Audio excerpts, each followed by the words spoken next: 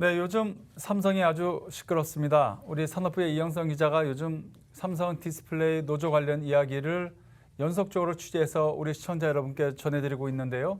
오늘 이 시간에 취재 기자와 함께 직접 이야기를 나눠보겠습니다. 이 기자, 삼성 디스플레이가 결국 삼성그룹 내 첫 파업 사례를 남겼어요.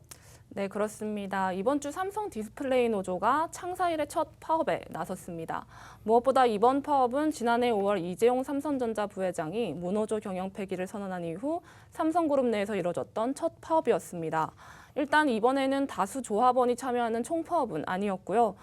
노조 간부 6명을 중심으로 하는 제한적 형태의 선제 파업으로 진행이 됐는데 노조는 향후 사측의 태도에 따라 점차 쟁의 강도를 높여간다는 계획입니다.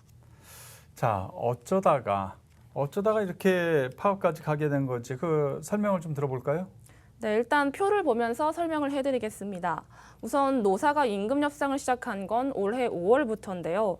양측이 계속해서 입장차를 좁히지 못하면서 3개월 만인 4월 27일 협상이 최종 결렬이 됐습니다. 그러다 이달 9일 극적으로 교섭이 재개가 됐는데요. 여전히 양측은 이견차를 좁히지 못했고 결국 노조가 사측의 임금협상 최종 결렬을 통보하면서 이번 주 21일, 그러니까 월요일이죠. 그때 파업이 진행이 되게 됐습니다. 네, 그럼 지금 임금 협상의 쟁점이 뭔가요? 네, 일단 이번 임금 협상 쟁점은요, 크게 두 가지로 볼 수가 있는데요. 우선 임금 인상률입니다. 그간 노조는 사측과의 임금 협상에서 지난해 실적 등을 근거로 기본 인상률 6.58%를 요구해 왔는데요. 이에 사측은 기존 노사협의회와 협의했던 4.5% 이상은 힘들다고 맞서고 있는 상황입니다. 또 노조 측이 일관되게 사측의 교섭 태도를 지적하고 있다는 것도 또 다른 쟁점 사안으로 볼 수가 있습니다. 실제 노조는 지난달 18일 첫 가두 집회를 비롯해서 이후 이어진 교섭에서도 줄곧 사측의 불성실한 교섭 태도를 협상 결렬의 주된 이유라고 설명을 해왔습니다. 관련해서 노조 측 입장 들어보시겠습니다.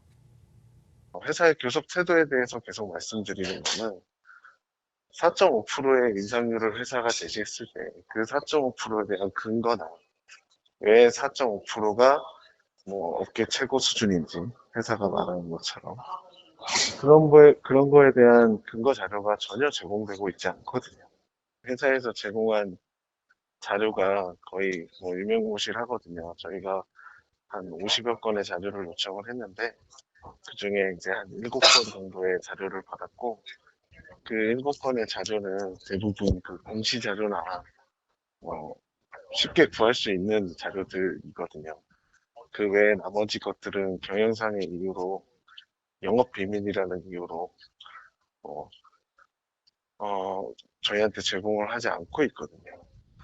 그 상황에서는 정상적인 교섭이 이루어질 수가 없죠. 네, 또 노조는요, 사측이 제시했던 임금 협상 최종안의 경우도 기존 노조 측에서 요구했던 8가지 개별 요구안이라든지 또 5가지 삼성그룹 노조연대의 공동 요구안 이런 것과는 전혀 맞지 않는다고 설명을 했고요.